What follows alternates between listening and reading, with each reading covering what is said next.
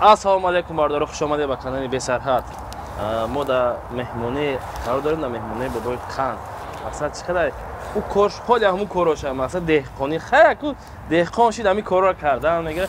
Мерем каси суҳбат мекунем, ногуфта намонад нашуд просмотр гап надорум то на хай чӣ қадар овозо кам тагиртага.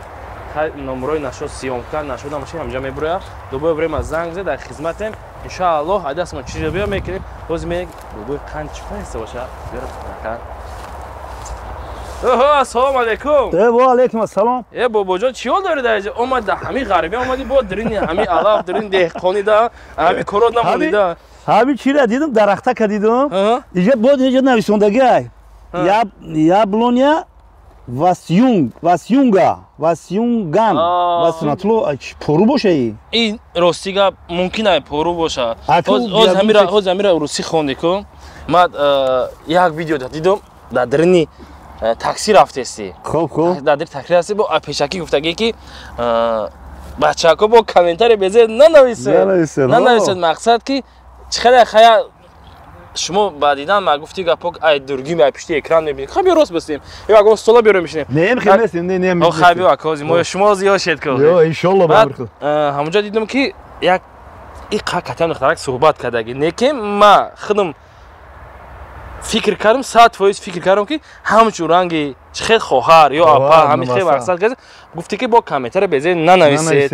Ҳамун чихеш дуромади ки ҳавайра пурсед иҷозат мети наме чӣ гуфт? Ма вақте ки омадам дар ҳамун пеши ҳамун чиш скамеке пешида я рюкзак мондаги ва ҳам ягон чизи майда чайда сумкача мондаги. Ба ма дарави кардам гуфт ки бобой гуфт зади. Гуфтам не я перед сижу гуфт. Ладно гуфт.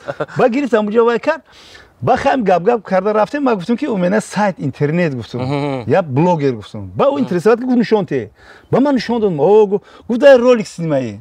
Вай худаш гуфт. Мо гуфтам, гуфтам если ролик снимай, сразу я на YouTube это отправлю. И гуфт это чи гуфт, это классно будет. Мақсад хушру меша. Гуфтам хел. Ба ман сарш кардам. In видеоро тамошон беҳтарин.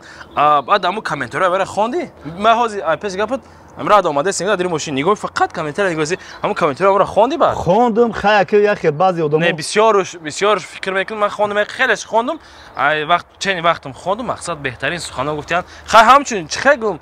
Я вақти одам хуш мешавад, ҳамин хел. Ин маъное надора ки мисол ҳаме русо қати суҳбат мекунӣ, ин маънои вай надора ки шумо ба дили бад қати ва суҳбат мекунӣ. Ва ё ҳамчун бобо моро қабул мекунад. Барои дили мисол руса ба даст овардан ку ба даст овардан. Хеле қати ту вай мисол имтиҳон мекунӣ ки ба дили вай ба даст биёрӣ. Ин намешавад ки хира ки фикри ман ай. Барои ҳами хай ман ҳами хел завқу шавқ дорам. Завқу шавқ дорам ки мисол ҳамаи одам қати ман мисол суҳбат кунам. Ман не инами одамо усбесан ман инами қоқуф қати, инами қоқуфо қати, инами бовар инами қоқуф айку. Инами қоқуф меган, қоқух меган. Хай ина ишда ки мо мегем ки мумкин ягон ҳашарот, ягон паша иштага. Не ки ина иша ку ман бемалол, ина бемалол қоқух аку ман хел. Народ бинаме нигоҳ ку вай деҳқон худаш маълум ай охи шумо намедонед чӣ гап ҳами ватана. Иша мегум ки мумкин ягон паша бишина. Иш булула кай. Аз ара савол додам ватана, қоқуфи ватана ман хурдагим ҳамиҷара ман интерес кардаистам ки қоқуфи ватан ба маза. Ба маза? Бовар ки қоқуфи ватан ба маза. Уҷа бод ҳаво шигара. Дар дуруни ҳами замин, дар ҳами хок лой калон шудагиам.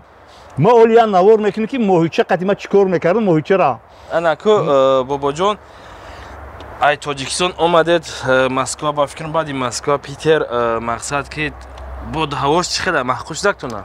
Боди ҳавош на аз ранги ҳам боди ҳавош худмо. Ҳозираш да? Ҳозираш ҳами хела ки ма дидам хел саломатиё чӣ қадар саломатиё сами главни саломатиё. Алҳамдулиллаҳ ягон чиз ҷалб надорам. Ку? Народ бинаме гап нест бобоҷон. Баъд чӣ гуфтаним нашод ами ма ами дина буд парер буд дуроман. Хай мақта тамошо мекунам.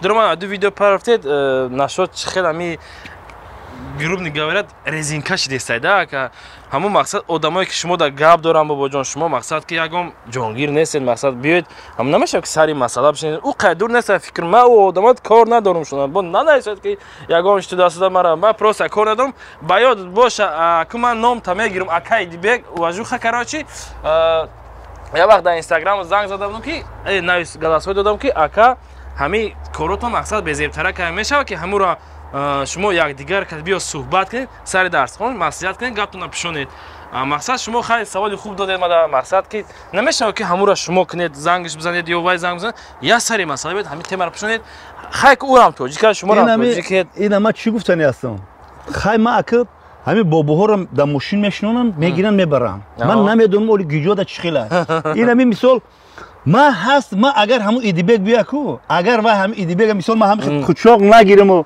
همین خیلی سلام علیک نکنیم بعد چهره شده قطعی قطعی وای سخن نکنیم این همین آدمای مثال چی بسیار چیزی که میشانه میشه باید بشینیم همدیگر که سخن کنیم خب مثلا خیلی که ایدیبگم ما هم ایدیبگم نقض میبینم دوست میدارم کاری که در تاجیکستان ما سخن کرده اوشد اسپید نکرد زاپس کنه اگر کم تا توخن من زاپس میکنه که حتی همین ایدیبگ گفتگی که ایدیبگ گفتگی که بابا گفت و خیرش گفت که همین یگم بابا هم گابزن خیلی نگفت که این بابا اولی توگیجور و میشه گو بابا مرد باش خب میگن خب مرد باش خود در خدمت مرد باش سخن اگر دشمن تام باشه حقش حق بون حقش حق گو بابا هم تازه چی نمیرسه پول نمیرسه گفت ما پول روی میکنم یگم شک در کار گفت من روی میکنم گفت همین چو ما گفتم که من ذوق شوق دارم که برام صحبت کنم نه که من همین ایدی بگم همین ناشقی نموشونو فخریدینم همین رو ما یه فرزند توجیک من نقض میبینم دوست میدارم مهر محبت دارم مقصد که آجا موقعی یک چیز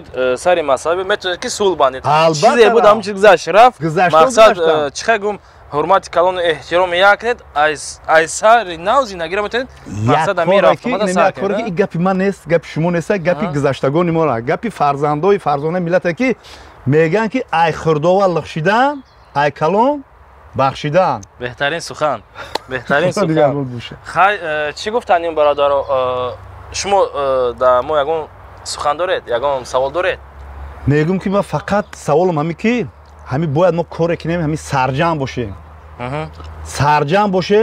سرجم باشیم همین هممون همین بلوگرمون هم بلوگرا برای پیشرفتی همین بلوگری برای معرفی من میگم که بلوگر معرفگری ملت توجیکه معرفی میکنه نه گفت که برادر من سنت الله گفت که چقدر ما جوها داریم چقدر منظرها داریم چقدر ما گپ زنیم ما همین یه بابای بلوگر بسیار روسو میبینن قدیما صورت میگیرن روسو برای که موجه میشناسن روسو توجیکی رو میدونن میگن در یوتیوب که دو بابای ادین بیلی برادر ادین چوری برادر بیا همین یک کارشه که ای پس گفت که یک کامنتر خانم در گدتی دیدم نبود دینا پر خواهی کامنتر خانم یا تنیسونه که ایدیبگ بچه بابای قنده مقصد که پروس ریشای سیاه ریشای سفید خیلی که بعضی کامنتر می نویسن که زیغ نشده همیشه خانم حیران شدیم راستی برای همین باید دوست باشیم برادر باشیم معرفگری وطنی خودمون معرفگری توجیه خودمون باید باشیم بابا جان اخیران سوال ما که خیلی سوالم جواب دادی شکر من یاسین که گام میزن تمام میکنم در ما یگون سوال دارید با در شما سوال ندارم همه سوالا رو گفته شدیم فقط یک چیز گفتنی هستم که برای برادر کسی که مثال من کامera در کار جون گپ گفتید سخن میکنه اما سیومکا میکنه مثال ویدیو میکنه یگون معرکه را توی یگون کارخانه را لو باجی اوید سیومکا مثال من برادر سیومکا میکنه برادر من نمرش میمونه بهترین آدم سیومکا میکنه کچ اسوای اولیقتی مثال با سهم شما میرسونه خداوند نگهبانتون باشه برادر خیلی زنگای تلفن تا انتظاره زنده باشه نگهبانتون باشه